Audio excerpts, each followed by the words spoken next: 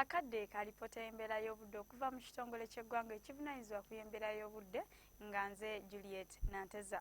Ebitundu by'eggwanga ebisinga obungi akasana kaase ate ewamu nga bwe kakubakubamu. Nga bwe tutya ku kifaananyi ekyo ekikubiddwa ku ggwanga lyaffe mu biseera eby'okumakya kiraga nga ebitundu by'eggwanga ebisinga obungi obudde badde nga bwa mukalwe. Ate kyo ekyakubiddwa olw'eggulo kyo kiraga nga ebitundu ebisinga obungi akasana kaase ate nga bwe kakubakubamu. Nga kino nno kyavudde ku sseruwandula mpewo etudde ku ddungu lya Kalahari ng'eno esindika empewo enkalu okutuuka ku ggwanga lyaffe.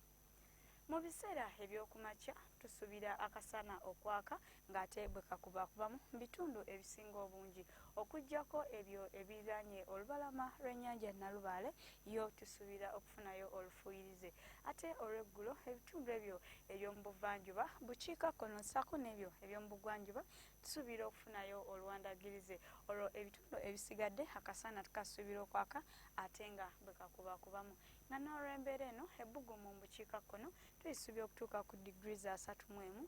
Kampala ssaako n'emiriraano ebbugumu tuyisuubya okutuuka ku degrees 28. Olwo yo mu nsozi ez'e Kabaale ebbugumu tuyisuubya okutuuka ku degrees 26. Bwe tutyako mu bibuga ebimu ebyebunaayira mu Washington awamu ne mu London tusuubira okwatirirayo ekiddedde. Olwo yo mu Lagos, Addis Ababa, Moscow ssaako ne mu Beijing tusuubirayo enkuba wabula ng'eyo enaatonnya mu Lagos, Addis Ababa ne mu Beijing tugisuubira okubaamu n'okumyansa okw'eggulu. Olwo ebibuga ebisigadde akasana tukasuubira okwaka ate ewamu nga bwe kakubakubamu. Nga yo mu Dubai ebbugumu likyaliyo lingi ddala era nga tuyisuubya okutuuka ku degrees 44. Awo nno gwasuubira okutambulako mu bibuga ebyo tukusaba ogende nga weeteekedde embeera eyo. N'enkya tulindirire obudde bwe bumu essaawa ze zimu wano ku Star TV.